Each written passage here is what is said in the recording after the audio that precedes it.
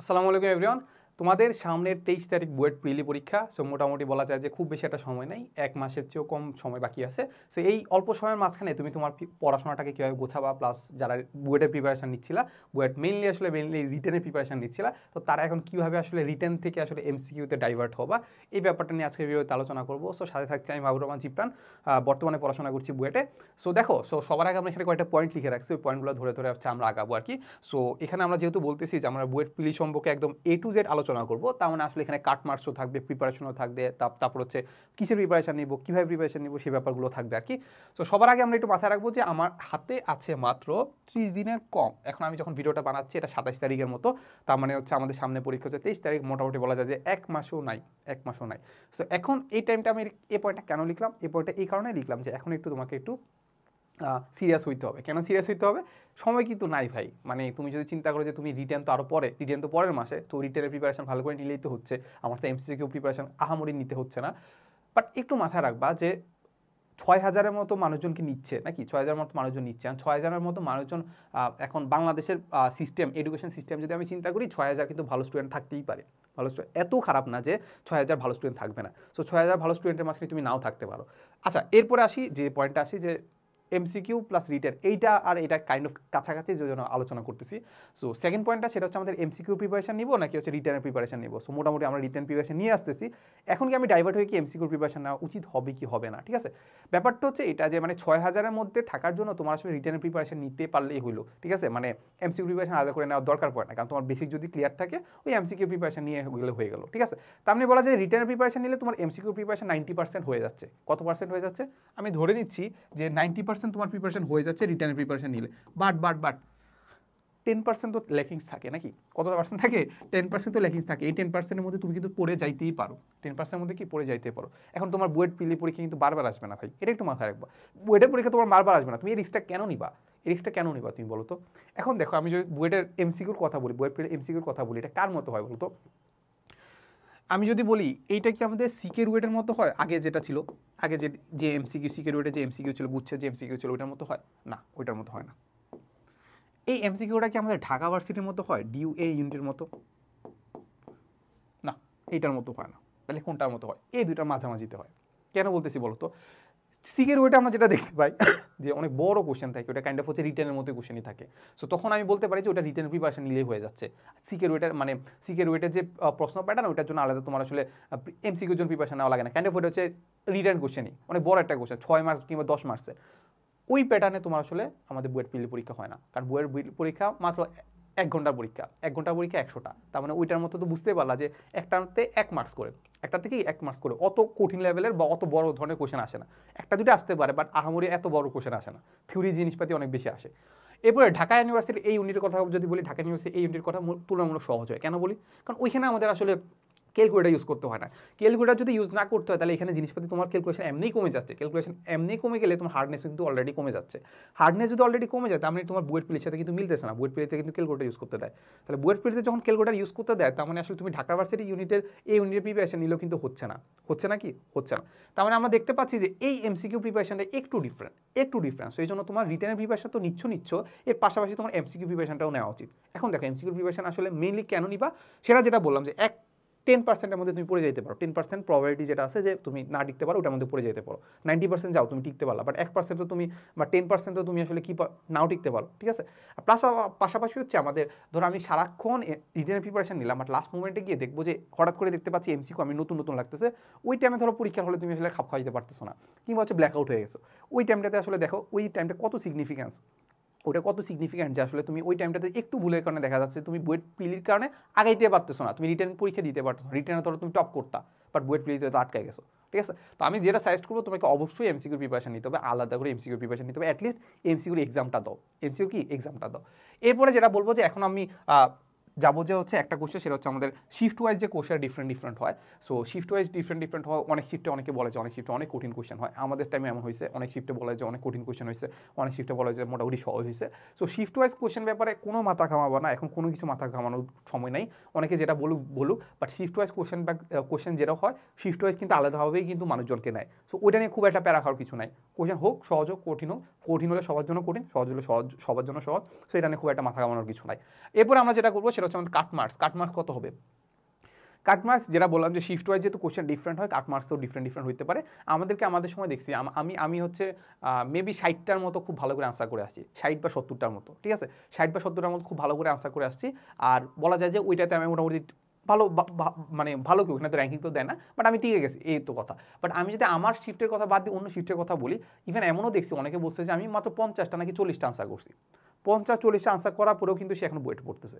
তার মানে বুঝতে পারছো ওখানে এত কঠিন আসছে যে ওখানে 40 থেকে 50% হচ্ছে সে বুয়েট প্রিলি ক্র্যাক করে ফেলছে, বুয়েট প্রিলি কি ক্র্যাক করে ফেলছে। তার মানে বলা যায় যে তুমি 50% যদি আনসার করে ফেলতে পারো অন অ্যান অ্যাভারেজ, যদি আমি বলি যে কাট মার্কসে তুমি যদি 50% আনসার করে আসতে পারো বা 50% ফুললি মানে একদম ডেডিকেটেডলি বলতে পারো যে 50% আমি পাবো, তাহলে তুমি বুয়েট প্রিলি ক্র্যাক করে ফেলতে পারবা, ঠিক আছে, এই হচ্ছে কথা।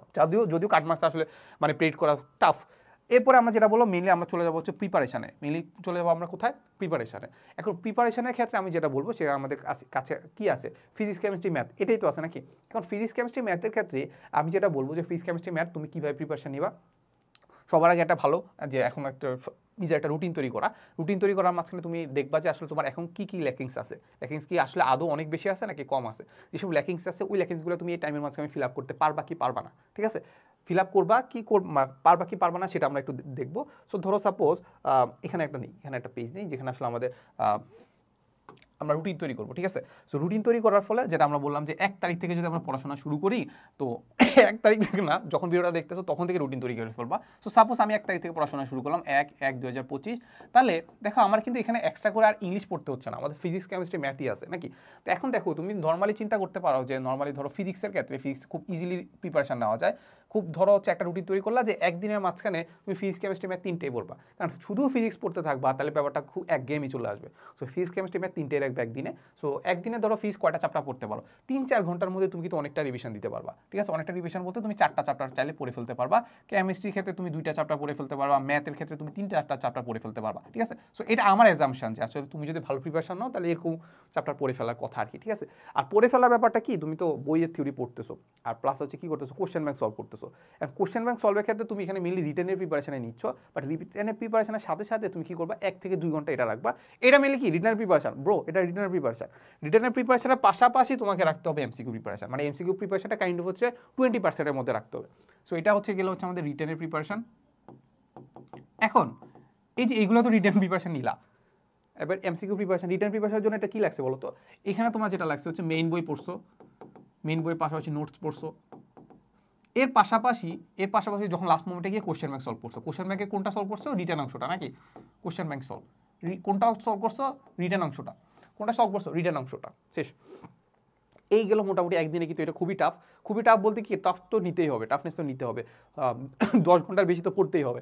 এরপরে তোমার রিটেন প্রিপারেশন শেষ, এবার এই দিনে তোমার আসলে কিসে প্রিপারেশন নিতে হবে, এমসিকিউ প্রিপারেশন। এখন এমসিকিউ প্রিপারেশনের জন্য তুমি কিন্তু অত টাইম নিলে হবে না, কারণ এমসিকিউ আমি বললাম যেটা যে তুমি রিটেন প্রিপারেশন নিলে হয়ে যাচ্ছে, তাহলে এমসিকিউ প্রিপারেশনের উপর খুব বেশি গুরুত্ব দেওয়ার দরকার নেই, বাট মোটামুটি গুরুত্ব হলেও দেওয়ার দরকার আছে আর কি। তাহলে এমসিকিউ প্রিপারেশন যখন নিচ্ছ তখন আসলে তোমার হাতে সময় আছে, সময় তুমি রাখতে পারো হচ্ছে 2 থেকে 3 ঘন্টা, 2 থেকে 3 ঘন্টা শেষ। এমসিকিউ প্রিপারেশন নিবা কত, 2 থেকে 3 ঘন্টা। 2 থেকে 3 ঘন্টা এখানে সবগুলো চ্যাপ্টার হয়তো কভার করতে পারবা না, বাট 2 থেকে 3 ঘন্টার মধ্যে কি করবা, এই এমসিকিউ প্রিপারেশন কীভাবে নিতে পারো, হয় তুমি হচ্ছে দেখে যাইতে পারো, বাট আমার কাছে একটা ভালো সলিউশন মনে হয় সেটা হচ্ছে আমাদের যে ইঞ্জিনিয়ারিং এমসিকিউ কোর্স যেটা আছে ওইখান থেকে তুমি জাস্ট রেকর্ডেড ক্লাসগুলো দেখে 2x দিয়ে দেখে যাও, তুমি জানো যে এই এমসিকিউটা পারো, স্কিপ করে যাও, বাট তুমি কোনো একটা এমসিকিউতে আটকাই গেছো, ওইটা একটু ভালো করে দেখো, প্যারা তো নাই। তো এই 2x দিয়ে রিভিশন দিয়ে চলে যাও, যাতে মনে হবে যে তোমাকে কেউ একজন দেখাই দিচ্ছে। আচ্ছা, এখন এখানে যেহেতু রিটেনের প্রিপারেশনও আছে, তোমাকে আমরা রিটেনের কোশ্চেনগুলো কিন্তু এখানে দিয়ে দেওয়া আছে। তো তুমি চাইলে রিটেনের কোশ্চেনগুলো এখান থেকে কী করে ফেলতে পারো, রিভিশন দিয়ে ফেলতে পারো। সো এটা কেন একটা রিভিশন ম্যাটেরিয়ালস হিসেবে কাজ করতেছে, কী হিসেবে কাজ করতেছে, রিভিশন ম্যাটেরিয়ালস হিসেবে কাজ করতেছে। প্লাস এখানে আমাদের বুয়েট প্রিলিমিনারি না, সিকে, রুয়েট, সাস্ট, আইটি সবগুলো কোশ্চেন দেওয়া আছে। বুয়েট প্রিলিতে অনেকগুলো কোশ্চেন আছে, অনেক বড় কোশ্চেনও আসে, ঠিক আছে। সো এই জন্য আমরা সিকে, রুয়েট বা সাস্টের কোশ্চেন এগুলো আমরা দিয়ে দিছি। এই তো গেল, তো প্রিপারেশনের ক্ষেত্রে এই জিনিসটা গেল। এখন তোমার মনে হয় যে কোনো চ্যাপ্টারে বা কোনো একটা টপিকে যদি একটু ঘাটতি থাকে, সো দেখা গেছে যে এই পার্টটুকুতে যদিও আমি রুটিনের মধ্যে এটা একদিনে লিখতেছি, বাট একদিনে এটা তো সম্ভব না। তুমি বুঝতে পারলে যে এতগুলো চ্যাপ্টার প্লাস এমসিকিউ প্লাস হচ্ছে এখন আমি কী করবো, এখন আমি প্রিপারেশন নিব হচ্ছে আমাদের ল্যাকিংসের ক্ষেত্রে, মানে যে কোনো একটা চ্যাপ্টারে বা এই চ্যাপ্টারগুলোর মধ্যে কোনো একটা চ্যাপ্টার যদি, বা এই চ্যাপ্টারগুলো না মানে অনেকগুলো চ্যাপ্টারের মাঝখানে তুমি যদি ল্যাকিং রাখছো, ধরো হচ্ছে তুমি চ্যাপ্টার 4, 5, 6-এ তোমার সমস্যা আছে ফিজিক্সের, তারপর কেমিস্ট্রির ধরো হচ্ছে 2, 3-তে সমস্যা আছে, তাহলে মোটামুটি এই চ্যাপ্টারগুলোতে তোমার সমস্যা আছে, তাহলে এইগুলো কী করবা, ওই যে রুটিন আছে রুটিনের মধ্যে একদিন মধ্যে ঢুকাই দিবা। ঠিক আছে? তাহলে আমরা দেখতে পাচ্ছি এইটা ধরো এই রুটিনের মধ্যে ঢুকাই দিলাম, তাহলে ধরো এটা ফিজিক্সের 4th নাম্বার চ্যাপ্টারটার মধ্যে ঢুকাই দিলাম, ঠিক আছে? বাট হ্যাঁ এইটা কমপ্লিট করতে গিয়ে তুমি দেখতে পাচ্ছ অবস্থা খারাপ হয়ে যাবে, পুরোপুরি কমপ্লিট করতে পারবা না, বাট অ্যাটলিস্ট তুমি ট্রাই করতেছো, অ্যাটলিস্ট কি তুমি ট্রাই করতেছো। পরে কি করবা, এই যে এখান থেকে যেগুলো বাদ রাখছো, সাপোজ তুমি এখান থেকে পড়তে পারো নাই, কোনটা জানো, এখান থেকে তুমি পড়তে পারো নাই হচ্ছে ধরো এটা হচ্ছে 4 নাম্বারটা পড়তে পারো নাই, আবার ফিজিক্সের কেমিস্ট্রির ধরো একটা চ্যাপ্টার পড়তে পারছো, তো একটা চ্যাপ্টার বাদ আছে, আর হচ্ছে ধরো এখানে আমাদের ধরো সবগুলো ভিডিও দেখতে পারো নাই, সবগুলো ভিডিওর মাঝখানে তুমি ধরো সাপোজ 4টা ভিডিও বাকি আছে, 4টা ভিডিও বাকি আছে, তাহলে এইটা তুমি কি করবা, পরের দিন যে রুটিন করবা না, এটা কাইন্ড অফ একটা মাইক্রো রুটিন, একদিনের রুটিন, পরের দিন যে রুটিন করতেছো না ওই রুটিনের মাঝখানে এইটাও থাকবে, এটাও থাকবে, এইগুলো থাকবে, এগুলো দেওয়া শুরু করবা, বাকি আবার একটা রুটিন করবা। তার মানে দেখতে পাচ্ছ যে তুমি যদি রুটিন না করতা তাহলে এত কিছুর মাঝখানে অনেকটা 50%ও দেখবা শেষ হচ্ছে না, তো অ্যাটলিস্ট মাথায় রাখবা তুমি একটা ভালো একটা রুটিন করবা, ঠিক আছে?